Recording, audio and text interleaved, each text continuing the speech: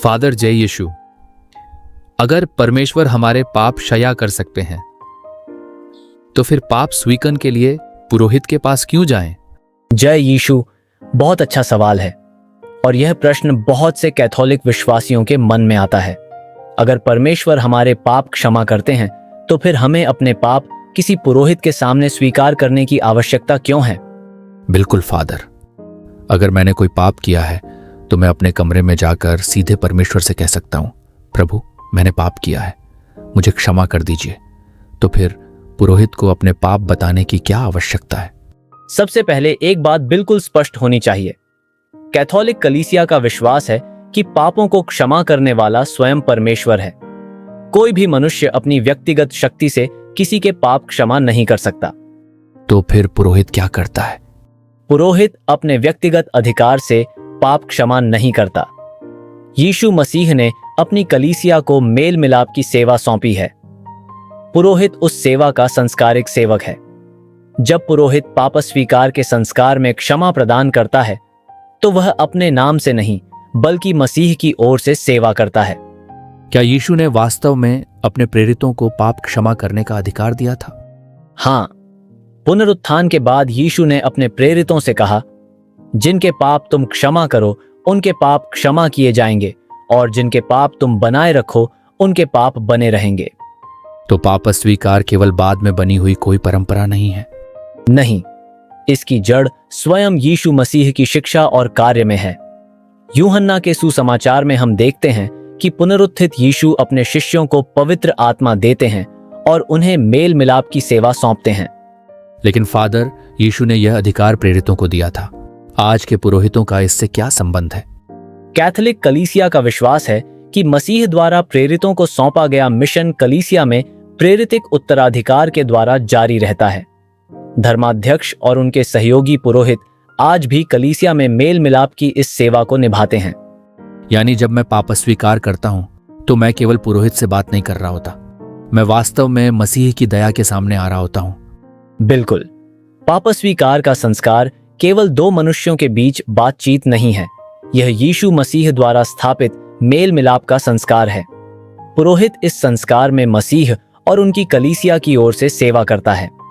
लेकिन परमेश्वर तो मेरे हृदय की हर बात पहले से जानते हैं, फिर मुझे अपने पाप बोलकर बताने की आवश्यकता क्यों है? परमेश्वर निश्चित रूप से हमारे हृदय को जानते हैं। हम पाप स्वीकार इसलिए नहीं करते कि परमेश्वर को कोई ऐसी जानकारी दें जो उन्हें पहले से मालूम नहीं है। हम अपने पापों को ईमानदारी से स्वीकार करने, अपने अपराध को पहचानने, पश्चाताप करने और परमेश्वर की दया को ग्रहण करने के लिए पाप स्वीकार करते हैं। तो क्या घर पर सीधे परमेश्वर से क्षमा मांगना गलत है? नहीं, बिल्कुल नहीं। हमें व्यक्तिगत रूप से भी परमेश्वर से क्षमा मांगनी चाहिए।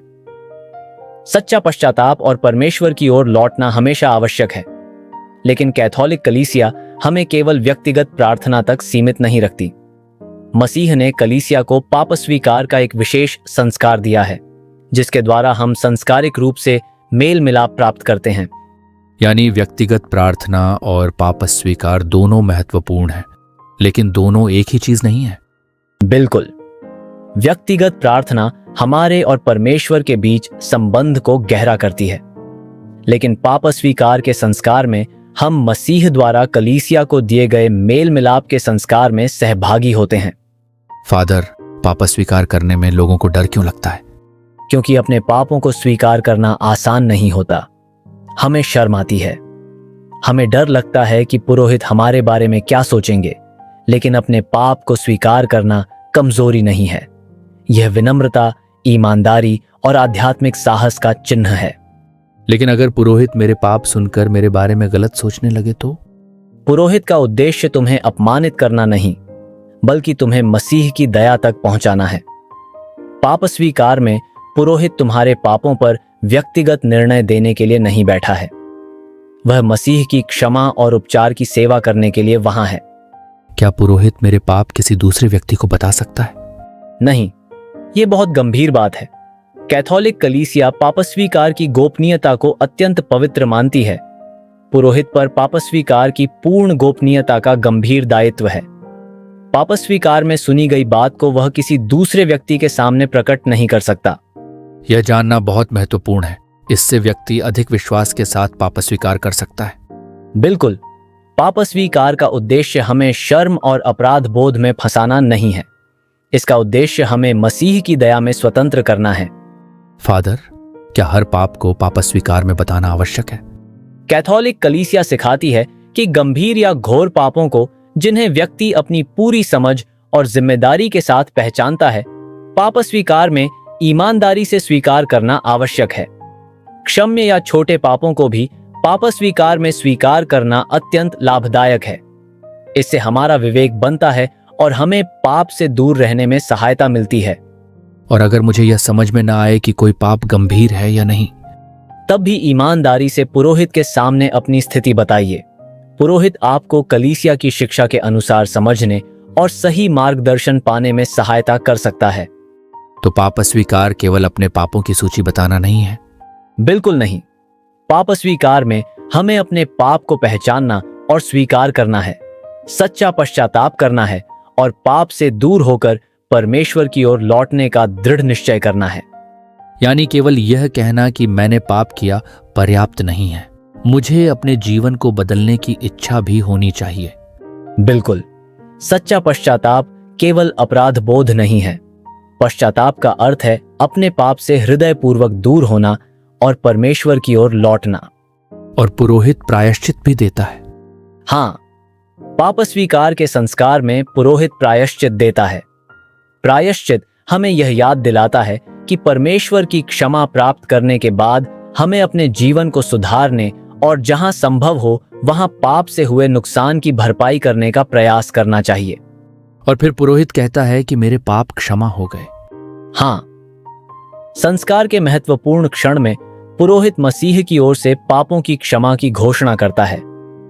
कैथोलिक विश्वास के अनुसार यह केवल मानवीय सांत्वना के शब्द नहीं है। यह मेल मिलाप के संस्कार के माध्यम से मसीह की क्षमा का संस्कारिक आश्वासन है। फादर, तो पुरोहित स्वयं पापों को अपनी शक्ति से क्षमा नहीं करता? बिल्कुल नहीं। यह बात हमेशा याद रखिए, क्षमा का स्रोत परमेश्वर है। पुरोहित मसीह की ओर से उस क्षमा की सेवा करता है। संस्कार में कार्य करने वाला वास्तव में मसीह ही है। मुझे एक बात बहुत सुंदर लग रही है। हम पाप स्वीकार करने इसलिए नहीं जाते कि परमेश्वर को हमारे पापों के बारे में पता नहीं है। हम इसलिए जाते हैं क्योंकि यीशु ने कलीसिया में मेल मिलाप का यह विशेष संस्कार दिया है। बिल्कुल सही। और यही कैथोलिक विश्वास की सुंदरता है।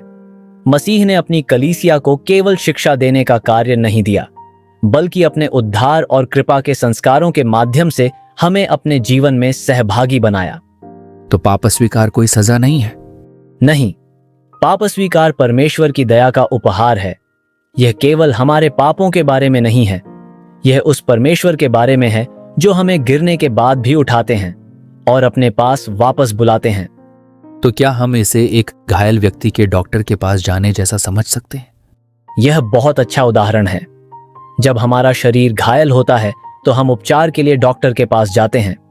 उसी तरह जब हमारी आत्मा पाप से घायल होती है तो हम मसीह की उपचारकारी दया के पास जाते हैं। पाप स्वीकार हमें क्षमा, मेल मिलाप और नया आरंभ प्रदान करता है। अब समझ में आया कि पाप स्वीकार को केवल नियम की तरह नहीं, बल्कि परमेश्वर की दया और उपचार के अवसर के रूप में क्यों देखना चाहिए। बिल्कुल, पाप स्वीकार हमें अतीत में बंद नहीं करता। यह हमें मसीह की कृपा से नया जीवन शुरू करने का अवसर देता है। तो अगली बार जब मुझे लगे कि मैं सीधे घर पर भगवान से माफी मांग लूंगा, पुरोहित के पास जाने की क्या जरूरत है? मुझे याद रखना चाहिए कि यीशु ने कलीसिया में मेल मिलाप का एक विशेष संस्कार दिया है। बिल्कुल, घर पर व्यक्तिगत प्रार्थना करते रहिए, परमेश्वर से क्षमा मांगते रहिए। लेकिन जब कोई गंभीर पाप हो तो मसीह द्वारा दिए गए पाप स्वीकार के संस्कार में ईमानदारी और विश्वास के साथ आइए। फादर, आज के पूरे विषय को एक वाक्य में कैसे याद रखें? इसे ऐसे याद रखिए, पाप स्वीकार में हम केवल अपने पाप बताने नहीं जाते, हम मसीह की क्षमा, दया और मेल मिलाप को ग्रहण करने जाते हैं। और पुरोहित? पुरोहित क्षमा का स्रोत नहीं है, वह मसीह की ओर से मेल मिलाप के इस संस्कार की सेवा करता है। अब मुझे लगता है कि पाप स्वीकार डरने की जगह नहीं, परमेश्वर की दया से मिलने की जगह है। बिल्कुल। अगर कोई पाप आपके हृदय पर बोझ बन गया है तो उससे भागिए मत। मसीह के पास जाइए, उनके सामने सच्चे बनिए, उनकी दया पर भरोसा कीजिए और उनके साथ एक नया आरंभ कीजिए। क्योंकि परमेश्वर की दया हमारे पाप से बड़ी है। बिल्कुल। और यही सुसमाचार की सुंदरता है। परमेश्वर हमें हमारे पापों से पहचानना नहीं चाहते, वे हमें अपनी दया, क्षमा और प्रेम में वापस बुलाते हैं। फादर, आज का आत्मचिंतन क्या होगा? अपने आप से पूछिए, क्या मैं परमेश्वर की क्षमा पर विश्वास करता हूं?